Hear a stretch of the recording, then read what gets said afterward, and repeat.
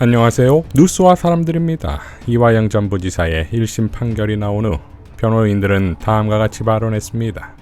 신진우 부장은 김성태가 나노스 주가가 폭등한 이후 차익을 실현하지 않았던 것으로 봐서 국정원 문건에서 이야기하는 어떤 주가 조작의 시도는 없었던 것이 아닌가라는 판단을 했고, 또 그러한 판단에서 피고인 이화영에게 유죄의 심증을 가졌다라고 말하고 있습니다.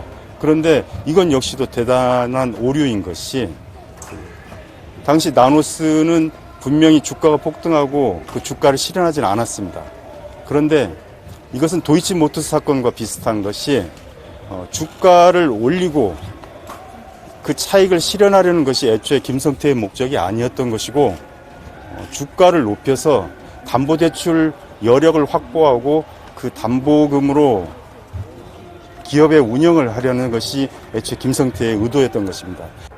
어떻게 국정원 문건이 거짓말이고 김성태가 진실이고 방용철이 진실이라고 판단할 수 있습니까? 자, 1심 판결이 난 날 이미 대북송금 특검법을 발의한 정치검찰 사건조작특별대책단의 민영배 단장은 다음과 같이 밝혔지요.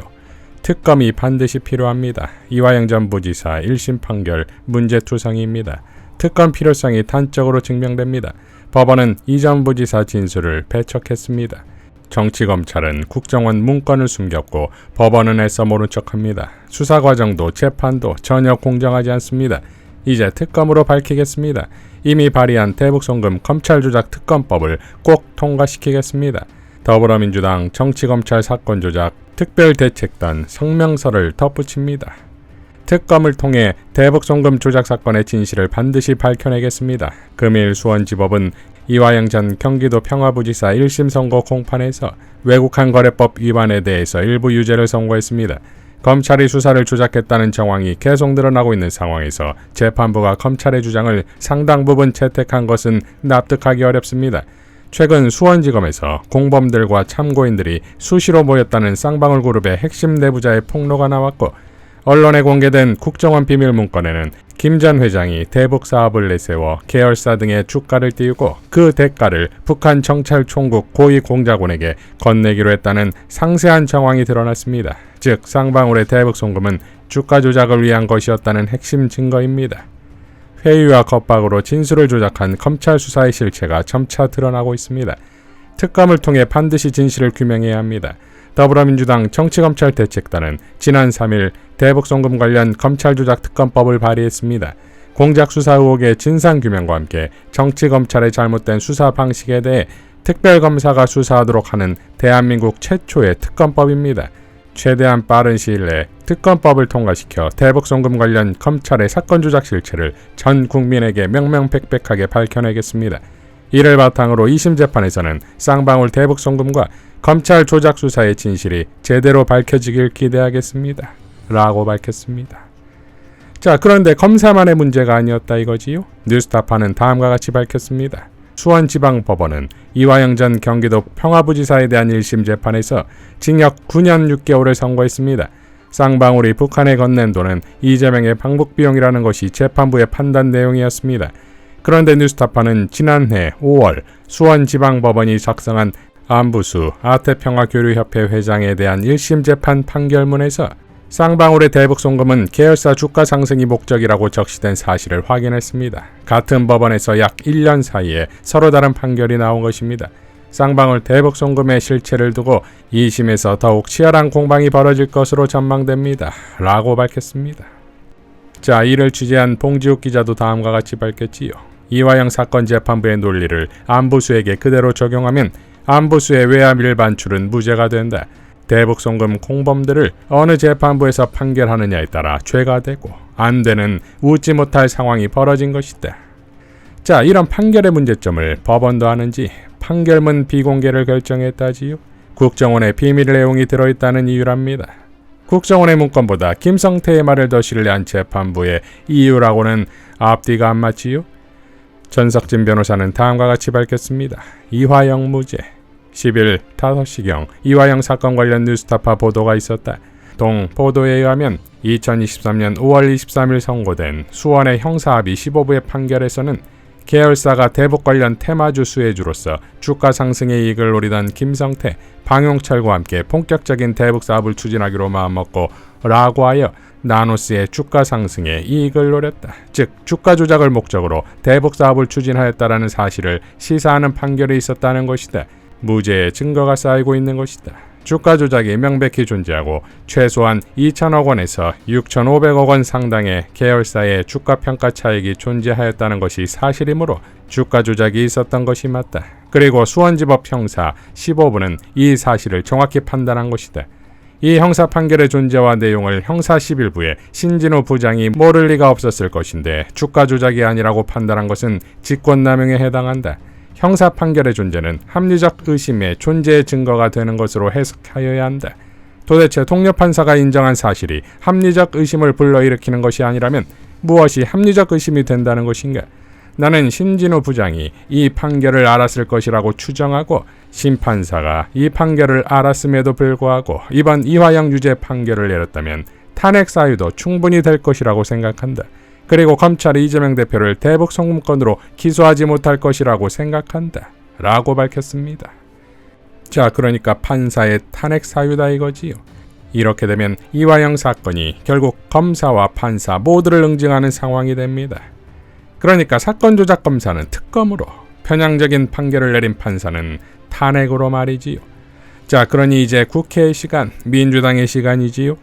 11개 상임위원장 선출을 마친 박찬대 원내는 다음과 같이 밝혔습니다.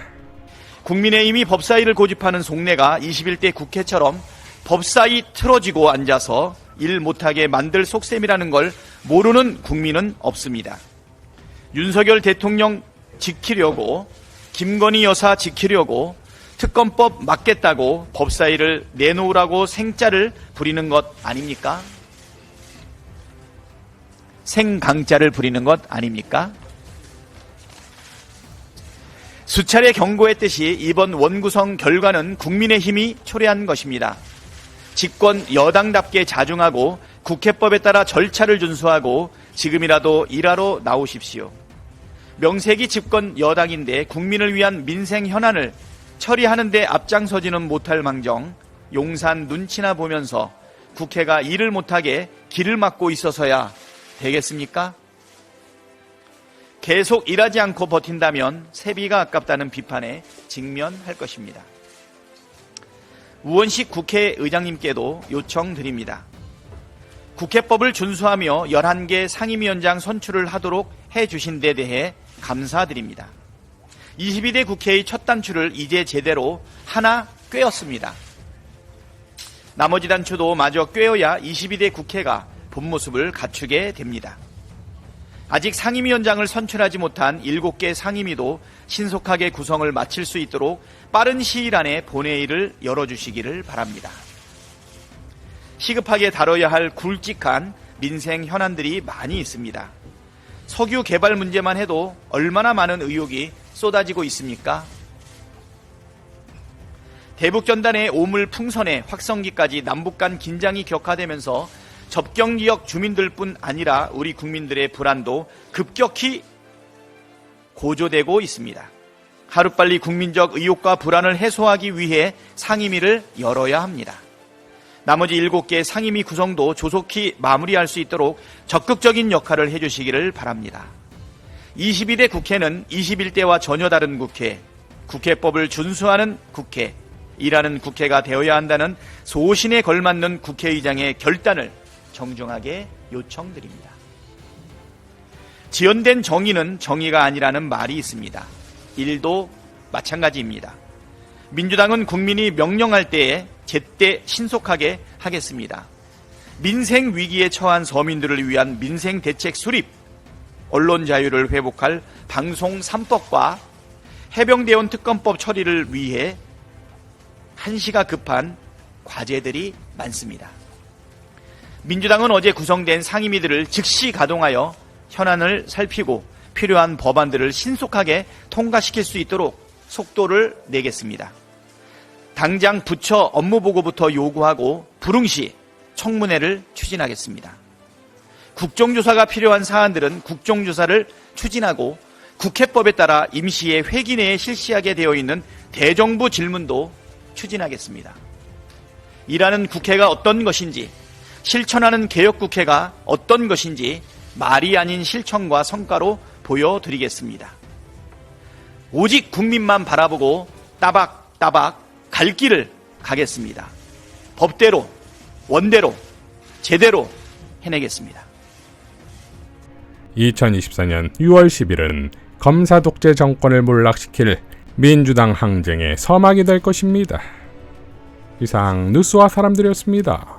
시청해 주셔서 감사드립니다.